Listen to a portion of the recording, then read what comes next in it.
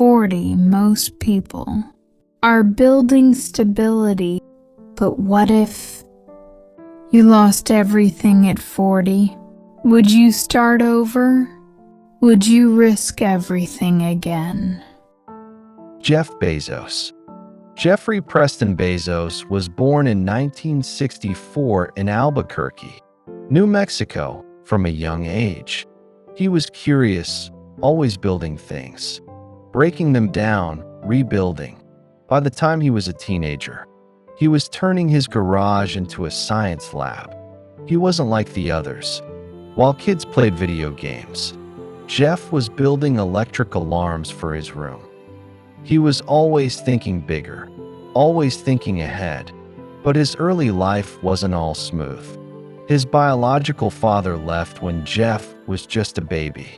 He was raised by his mother and later by his stepfather, Miguel Bezos, a Cuban immigrant who adopted Jeff as his own. From a young age, Jeff knew one thing: I want to do something that matters, something that changes the world. Jeff graduated from Princeton University with degrees in electrical engineering and computer science. He was sharp, ambitious, a rising star. He landed high-paying jobs on Wall Street, worked at D. Shaw, one of the top hedge funds. At just 30 years old, he became a senior vice president. Money, prestige, power, he had everything. But deep down, Jeff felt empty. Open book, I was doing well, but I wasn't building. I wasn't creating. And then he read a statistic that would change his life. The internet was growing at 2,300% per year. That number hit him like lightning. In 1994, Jeff had an idea. What if we sold books?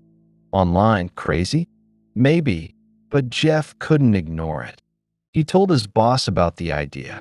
His boss said, "That's a good idea, but it's better for someone who doesn't already have a great job." But Jeff couldn't sleep, couldn't stop thinking. So he quit. He left behind $1 million career to chase a dream that didn't even exist yet. He packed up a car with his wife and drove from New York to Seattle. On the way, he wrote a business plan. That was the beginning of Amazon, in a small garage, with just a desk, a computer, and a vision. Amazon.com launched in 1995. At first, it was just books, and even then, nobody believed it would work. Investors laughed, friends doubted him. The media called it a silly online bookstore. He had to convince 20 investors to give him $50,000 each. Most said no, but Jeff believed. He worked day and night. He packed boxes himself. He shipped orders with his team. He answered customer emails personally, and slowly, Amazon started growing. But success wasn't easy. During the dot-com crash in 2000, Amazon lost nearly 90% of its value. People said it was finished. Amazon is done. It'll never survive. But Jeff didn't quite, even when everyone else gave up. He kept going. The turning point, rising from the ashes. Jeff focused on one thing: obsess over customers.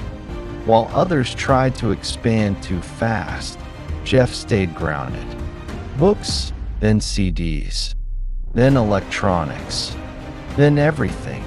Amazon went from a bookstore to the everything store. And in 2001, something changed. Amazon turned its first profit, just a few cents per share. But it was proof that the dream was real, proof that risk was worth it. Rocket 6, the empire, from nothing to trillions. Years passed. Amazon exploded. It became the largest online retailer in the world. Bezos didn't stop there. He launched Amazon Prime, Kindle, Amazon Web Services, each one revolutionary. By 2015, Amazon became one of the most valuable companies on earth. Jeff Bezos, once the guy packing books in a garage, was now the richest man in the world. But none of it came easy. He faced loss, doubt, failure, criticism. He risked it all. At the age of 30, he lost millions. At 40, and still, he kept going. 7. The message, why this story matters. You see, this isn't just about Jeff Bezos. This is about you. Are you stuck? Feel like it's too late? Too risky? Too hard? Remember this. Jeff Bezos built Amazon in his garage. He started with nothing but an idea. He faced failure, rejection, and mockery. But he had vision. He had grit. He had belief. And so can you. Glowing star, you're not too old. You're not too late. You're just getting started. Because sometimes, losing everything is what sets you free to build something greater. Musical note.